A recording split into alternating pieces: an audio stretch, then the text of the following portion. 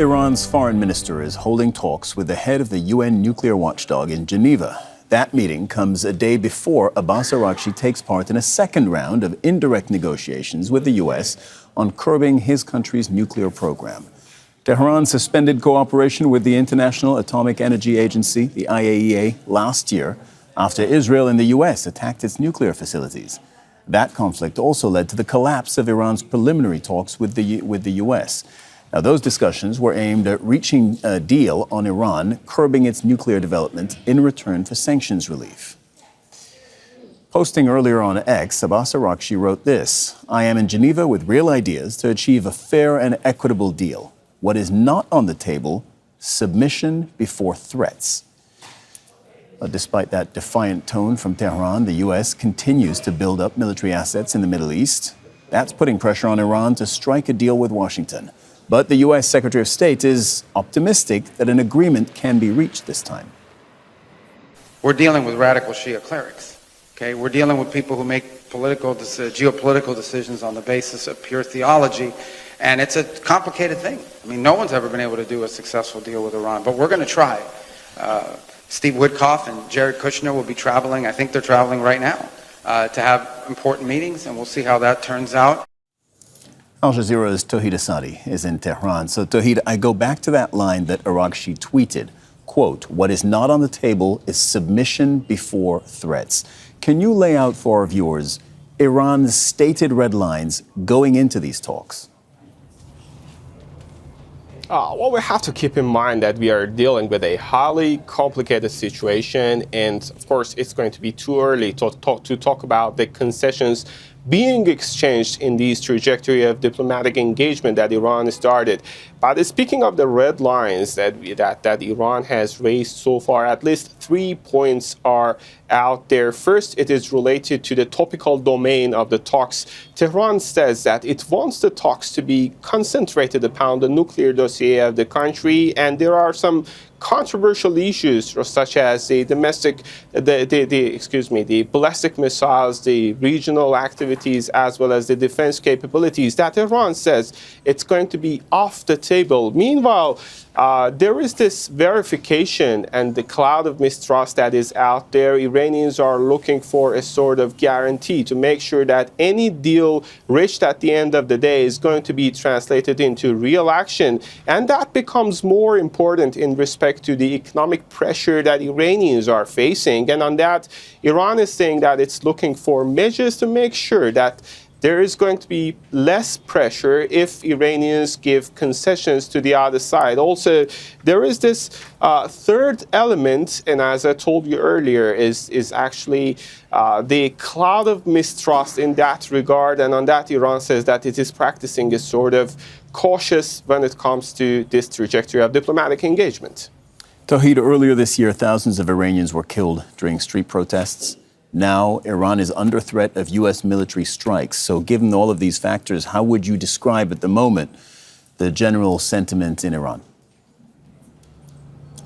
I would say, Cyril, it's a mixture of different sentiments when we take a look at the public mood here in Iran, highlighted by frustration and uncertainty. Iranians are not really sure whether or not, or the extent to which diplomacy could pave the way for settlement of the issues in between, particularly seeing this highly complicated nature of issues that are out there. Just in addition to the nuclear dossier, there are other controversial issues. Meanwhile, they have this historical background that their country was in the middle of a negotiation when all of a sudden a campaign of strikes started by the Americans and Israelis targeted their not nuclear facilities, military commanders and headquarters, but also the civilian infrastructures. The shadow of the war is, of course, a significant element when we talk about the public mood in Tehran and in other cities of the country. Also, this mistrust, uncertainty, and frustration as a result of the military build-up in the region by the Americans, which runs the risk of further confrontation down the road. So this is a mixture of hope and uncertainty. Tawhid Asadi reporting from the Iranian capital. Thank you very much. Relations between Iran and the UN's nuclear watchdog remain tense. In June, the IAEA said that Iran was not complying with its obligations under international nuclear safeguards, obligations that were part of the 2015 nuclear deal. Well, a day after that, Israel attacked Iran, followed by the United States.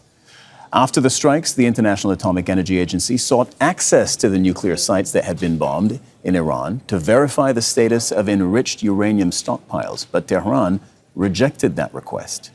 In September, both parties announced what was known as the Cairo Agreement. It was supposed to pave the way for full inspections and verification at sites in Iran, including Fordo and Natanz, which were targeted by Israel and by the U.S. But Tehran then scrapped that agreement after Western powers reinstated sanctions on it.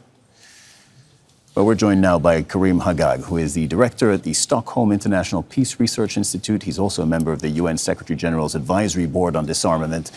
Karim, you're joining us from the Swedish capital, and it's a pleasure to speak to you again. Can we first of all agree that these two sides, Iran and the IAEA, they are going to have to work together? Whatever happens, any kind of deal, if a deal ever exists again between Iran and the international community, the IAEA will have to be the inspection mechanism, the teams that go in and check what is actually happening on the ground. Yes, so that is correct. Clearly, whatever agreement is reached will have to be verified by the IAEA.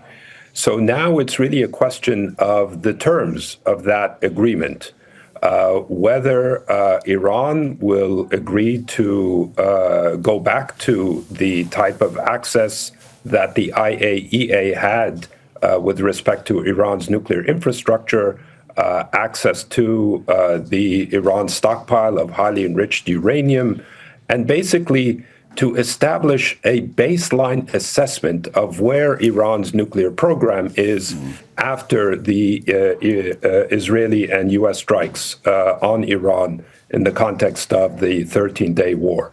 And that Karim, issue will be am I right that right now important. we don't know whether Iran is enriching, to what level it is enriching, and also we don't know how much highly enriched uranium it still has? Am I right about those things?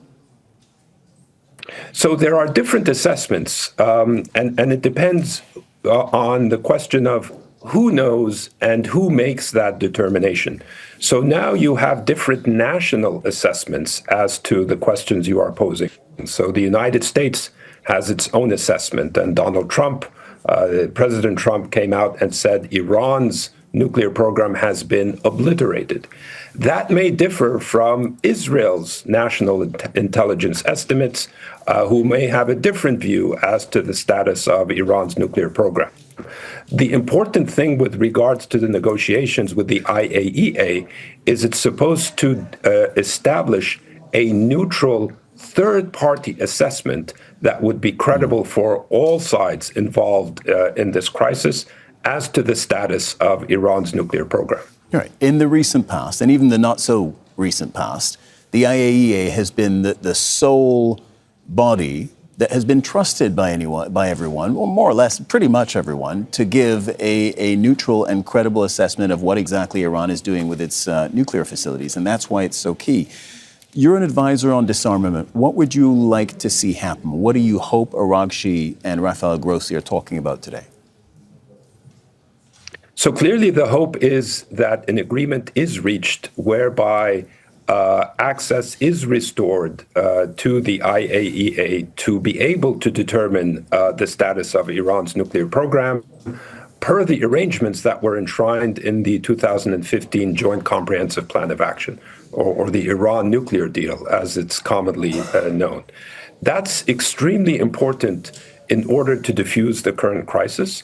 But it's also important to restore the credibility to the IAEA, which really suffered in the time leading up to the 13-day war. Iran accused the IAEA of actually being complicit in the military attacks that occurred last summer, precisely because of the determination of non-compliance, which you mentioned in the lead up to this segment. Iran says that that determination actually gave legitimacy for military action by the US and Israel against Iran.